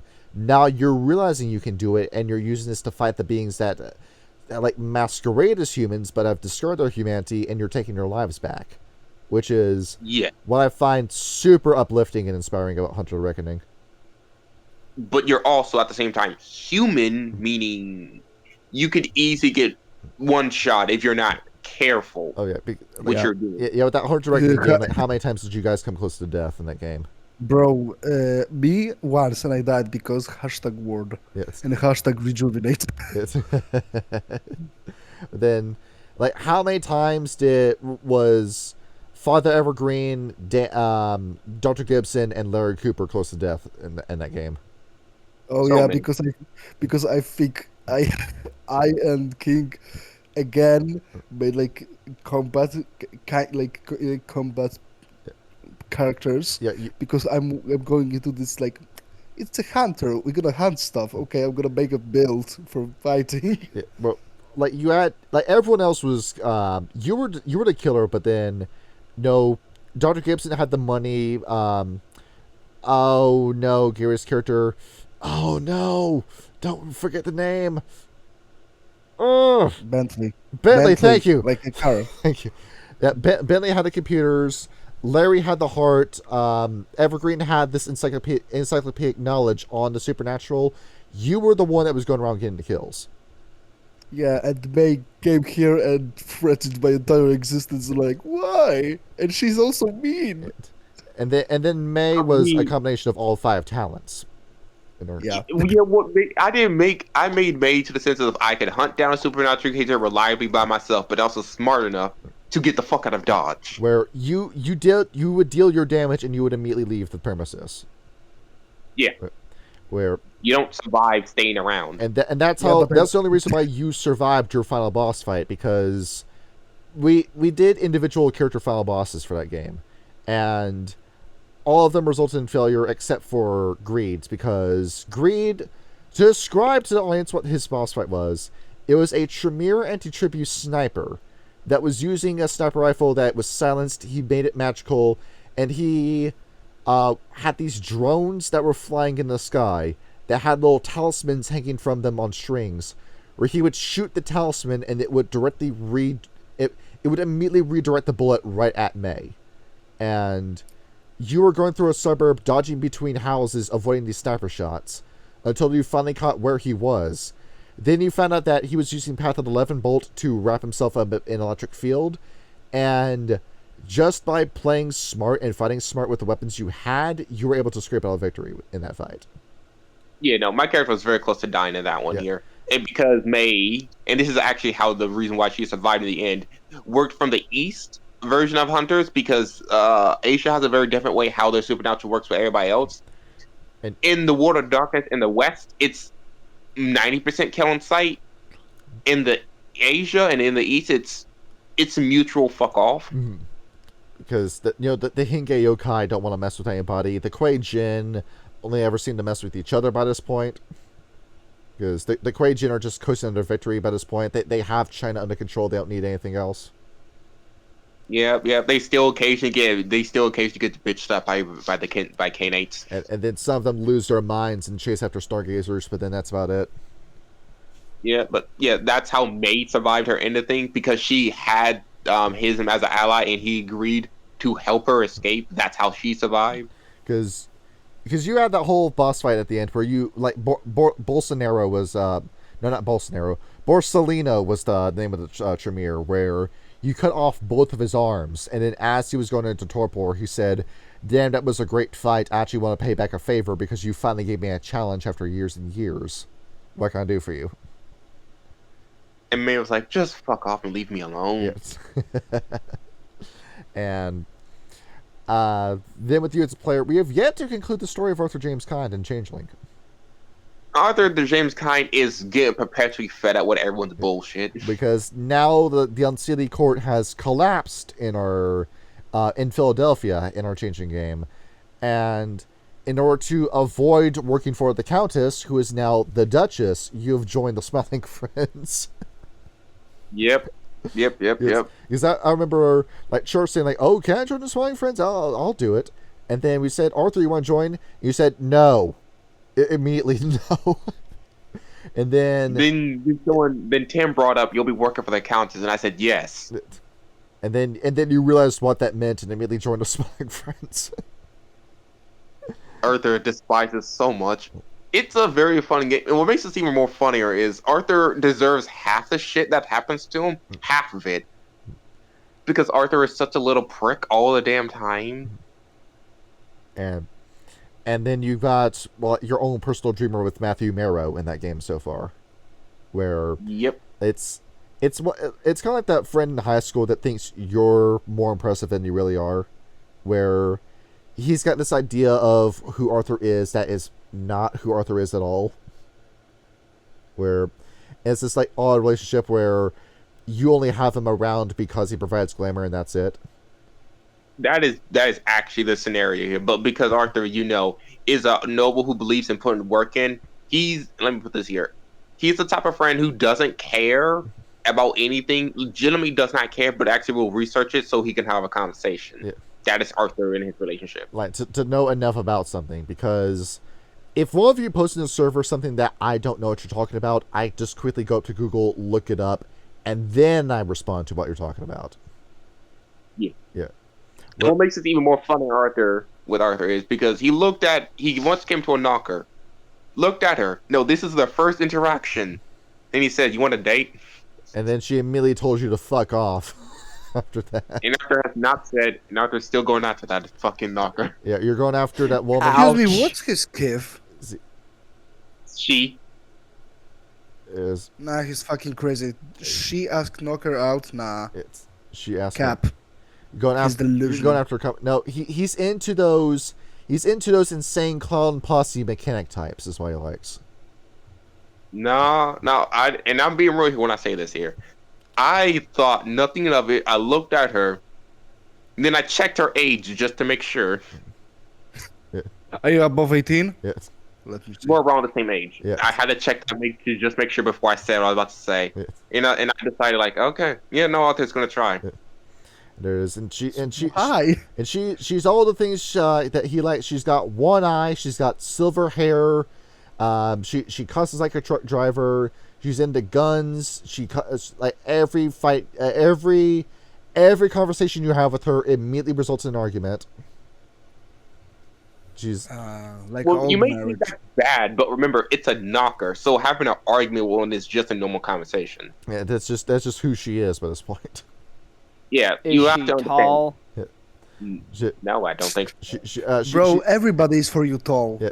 Actually, so let me think about it. Hold on, let me think here. No, I think actually she's short, Yeah. around 5. She's 5'2". Damn, she's Damn, tiny. she's shorter than me. So But also she's Arthur a woman, is so even 6 foot. What the? She is tiny. yeah, that sniper rifle she was using was 6.5 feet long. Holy crap! longer barrel doesn't mean more accurate drawing. Yeah. But fairy nonsense. It's the cool factor. There is. Sexy saxophone Yeah, starts she- It's playing. like when you watch Trigun and this guy just pulls up with a sniper that's like, I don't know, kilometer long. Yeah, and it's just barreling your face. She gouged out her own eye so she could replace it with the cybernetic that made her that was glamour infused. I mean, yeah, later on in the campaign, well, during Sunday, Arthur's going to present the glamour infused, the Tross infused metal to her as a gift. There it is. And she's gonna have a lot to say after finding out what happened to the Duke. Oh, definitely. Yeah. Maybe there is another. I don't think there's another in server, like for the shows right now. Your characters. Maybe we talk about your latest creation with Friday game, Mr. Graves. Right, yeah, Yeah, let's talk about Mr. A little bit more Yeah. Where is he going as a character? into fashion hell. What do you mean? No, to summarize this one here, Graves, he's a fucking KK member. That's what Graves is. He's part of the K clan. Okay, to summarize Graves as a character, he grew up from a let's just say a wizard, That kind of wizard, yes.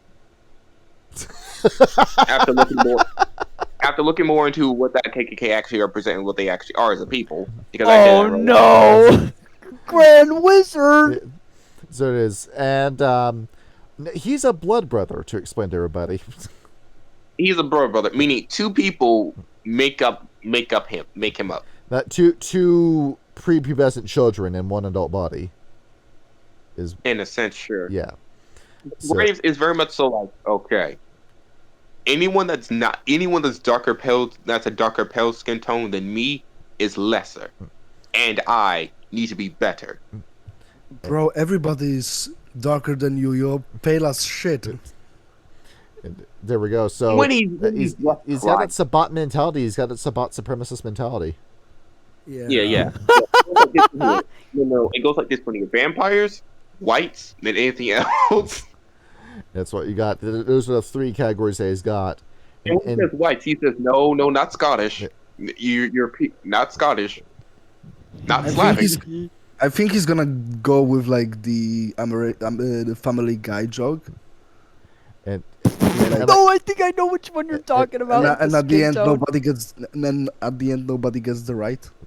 Yeah, but that's Graves. He's very much so like, I am in charge. I am the strongest one. I should be in charge. you own a whorehouse in New York. Every woman you have is of darker skin complexion, which is. I remember like we had this conversation before about like the racist Family Dollar manager, where like why is it that the most racist white people tend to find the darkest people possible to make their spouses? It's weird. It's I'm not a not joke, joking Victor, here. but sure. I'm not Oh, joking sorry, here. Rapid. I think we were talking Like, about this meme. Here, ask the KK member what's the skin color of his girlfriend. See, dark chocolate. And you just said, go like, motherfucker. How Hey would you work? Hey guys, I thought you said fuck black people. What do you mean I cannot have that girlfriend? Yes. But what makes it so much funny is, in Graves' case, because he comes from the position is, as a leader and as someone in charge, you have to ensure loyalty. So surprisingly, even though he will call all of his girls slurs, he gives them paying, he will give them family leave. They actually, in comparison, would be treated better than most prostitutes at the time period. Mm. Given that this is New York in the 1970s, it's a seedy place to be. Yeah. And if any of them have a problem, he will make sure the problem disappears. That's Graves. And this is before Because the city you really can't goes to shit in the 1980s. Yeah, because you can't have a functioning business and people can just mess with your product. But he does have one ghoul. And Just one ghoul. Rosie, Yes. Yeah. where And he loves her very dearly. yeah. If don't you dare. Yeah. If she ever asked to be a vampire, he would arrange her to be a vampire of any clan that he theoretically get his hands on. where we know a couple vampires that would be willing to do the embrace. Yeah. Yeah. Now I'm not sure if she's ever going to act that in character, but Grace would be open to the idea. And with a few character relationship, vampire we're going all in on drama because we have like 7 sessions between combat encounters in this game. Where Oh yeah, very young. Even more, I think. we've been playing this game since August. Where No, let's see, you're wrong. let's see. Well, when do you, think know we started? when we started? In September. September. Ba, ba, ba, ba. yeah, It was directly first September. week of September is when we started. And Yeah. And so we've had a lot of time with these characters, and with Graves, he's had like a bunch of different relationships. Like with your character, we got Maxwell Godwill, where we've got straight-laced figure of authority, loyalty, and honor, Maxwell Godwill. And you're like every game you have your characters butt heads, but I think this is the closest you two have gotten along in terms of characters. Because I mean, we're gonna see in Mage. I mean, except like Mage. Dan's character, Mr. Clay, is starting to like go through like this. He's going down a dark road, and he fully considered diabolizing you while you were in torpor. And Oh fuck! yeah, Oh wait, Serious? I bring something up that actually brings us up here. During the Hunter game, May ended up fighting one of the player characters and knocked his ass out. oh yeah, or Who was that? That was against Evergreen. Yeah, Father Evergreen. Evergreen. So, folks, if you're hearing this, Father Evergreen always ended up bad at the end of the fight. Yeah, it was cool, but he got his ass beat a lot.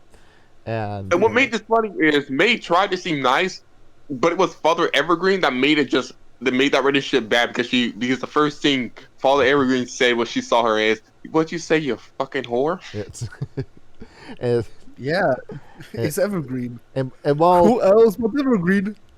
And while Mr. Clay was considering diabolizing Maxwell, it was Graves who was advocating to keep him alive. Where Okay, Mhm. you missed that Yes. on my. Hey, what's happened in the game? Can you give me a because you were like rendition? I kept I it secret told from you. you because for the dramatic reveal. Yeah. Yeah, Mr. Graves, despite what he tries to say, is he very much so believes a group does not function when we try to kill each other. Stop it. Because you're noticing that Clay is starting to lose control over himself and starting to lose himself to his beast. Yeah, and he's playing his character really well, and because I'm choosing to play the Lord, because I would be more ambitious, but after the chastising that Graves got, he's trying to Yeah.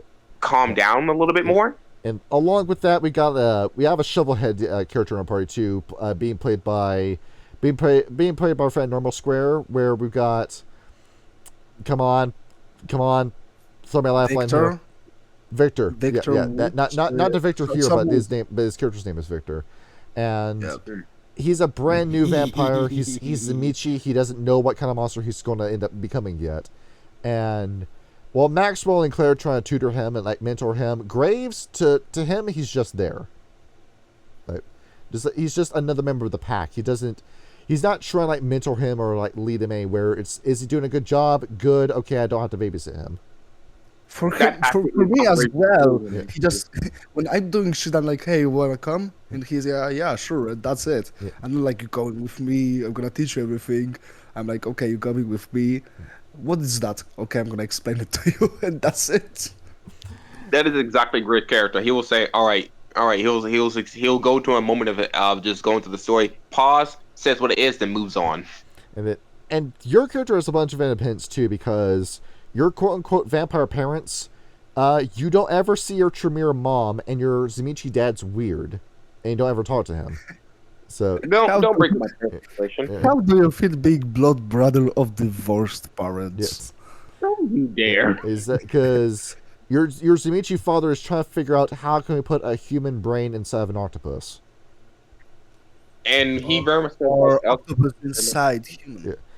and what makes this even more funnier is we discovered through plot that me and Vincent have the same sire. Yeah. You and Victor have the same sire, yes.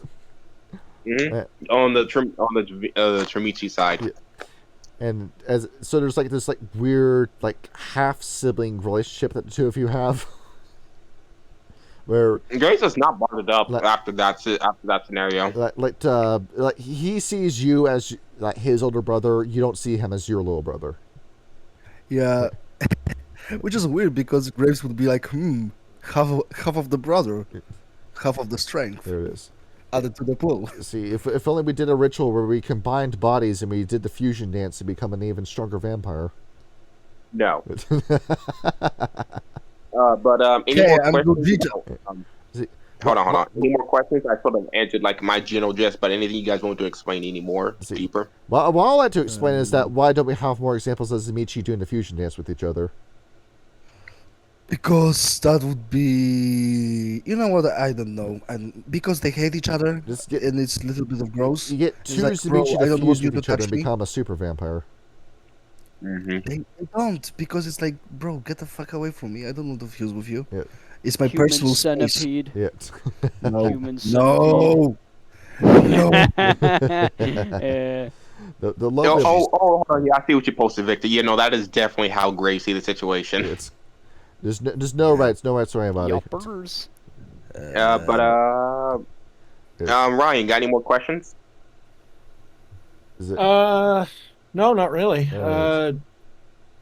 is Going through my list one last time. get through his docket. Nope. So- I have no more unless you guys have any more questions. All right, Greed, do you watch Kino Casino? No, but you know what? Here, you know what? Just to torment the audience even more, we're going to talk more about the Mage game with JoJo's Bizarre Adventures, and they will never get to know. It is. Yeah. Yeah. We'll mention it in As passing. well It'll as be the with game that we Disco don't by Night. record. Yeah, we'll Yeah. tell you all about the setting, what we're going to do with it, but you guys will never get to see It it. is because Friday is It- Friday. maybe- Friday is secret club when we can do this. that game is completely uncensored. I can't upload that to YouTube. Yeah, Maybe it's like in we a have couple fun, of years. but also it's like we too much Yeah. sometimes. Yeah. Maybe in a couple of years we redo these and go through the current characters that we have already or that we will be doing. Yay. Yeah. Sure, And the if I'm still But- part of this Discord. Yeah. There it is. Yeah, In case we don't piss you off and you quit and you've become a detractor. Yeah, I'm gonna be here. Everybody on Discord knows me knows how I actually am. Yes. The only way I'm leaving Discord is if I choose to I leave. mean, I'm not fucking blind. I can see you and your characters in two different perspectives. Yes. because you are because you are a living person, and the other thing is like piece of Fictional. paper. Yeah. yeah. Yeah, but I figured out my nun's characters, what their weapon is gonna be. It's gonna be very fun. I mean, what their wound is gonna be. I am gonna use straight fucking hands, enhanced by spirits. But yeah, that's actually pretty cool. But I'll say this here. I'll say this here. Actually, another thing. The reason why I'm trying to play more female characters is to work with my female voices. Yes. There it is. I want my female voice. It is. You gotta What? do the smoker's rasp like I do with ends. What? No, I'm Yeah. King Sama. Hello. I will kill your character if you ever turn in my game. This is my best girl voice. Victor. Oh my if you God. ever join one of my games, I will make it. I will purposely try to kill your character. Greed. Can I get macchiato? Greed. Have you Oh ever? my God. See, Oh my god. We've gone for an hour and 45. We're close to wrapping up, but let me ask you: have you ever seen Juana Man? Juana, man. Juana Man. What? No. I don't know what it is. It's We this we is have this to add no on this movie's DDRPG. real. This movie's real. It's real. It's a real movie. No, No, we have this to can't add be real. on the This can't be real. DDRPG line. No, King, I'm gonna ask you this Yes. because I think when anybody except me or Ryan says something, it will spiral. Yes. You know it. Fuck. Why my mind is blank. You got this.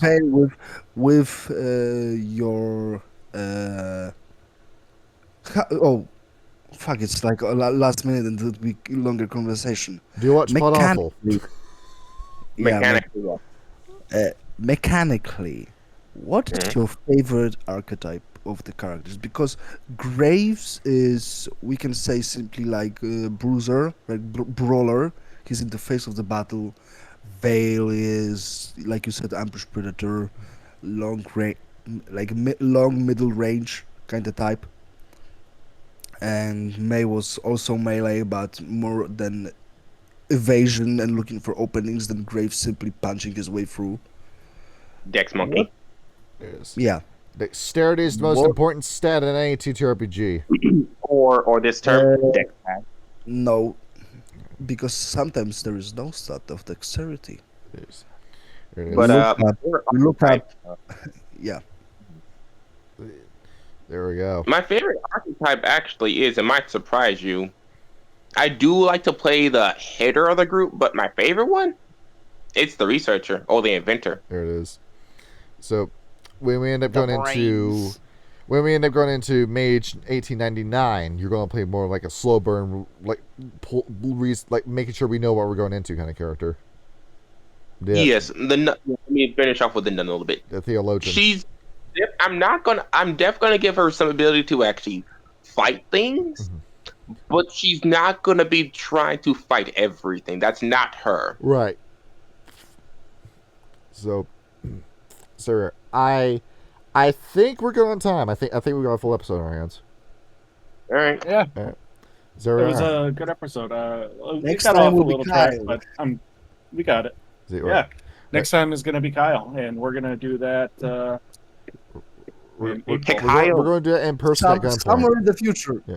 in in someday, Yes. some night. Hey, Kyle. Oh no, hey, Kyle. Yes. Hey, yo. You'll meet the fucking doctor soon. Yeah. Hopefully you won't die to him.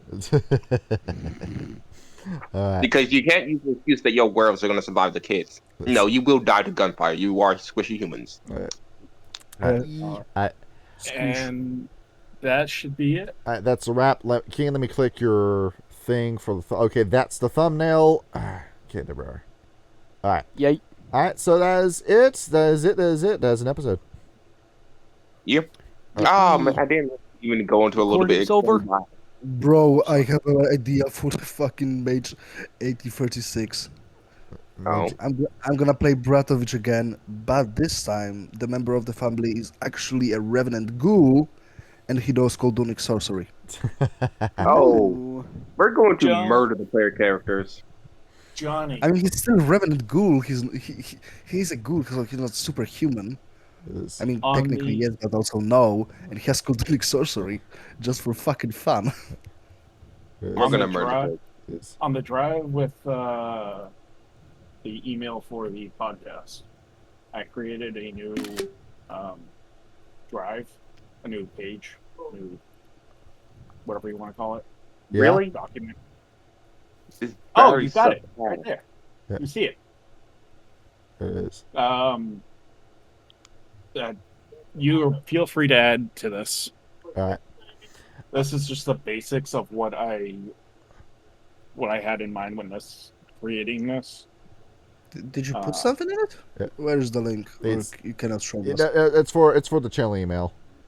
Yeah. Oh, okay. Mm. And I if you think I can- highlight it, Uh, if you highlight everything like that, you see my hidden message where I'm Go fucking over with done. this to me again when I'm off recording. I must have the episode here. Oh, I thought we Nice. were done recording. Yeah, you schmuck. What the I- fuck? well, good for You you, said that you- I never changed You tabs. said recording is it's here. Is when the, What? impo- You when- said- when the imposter is sus, am I right? Let Oh me my say that god, was- you There tweaking! is. You said that's a Let me- wrap. All right. Let me- Yeah, That's like- okay. I'm putting it now. Like The 1, 2, phrase 3 you episodes. said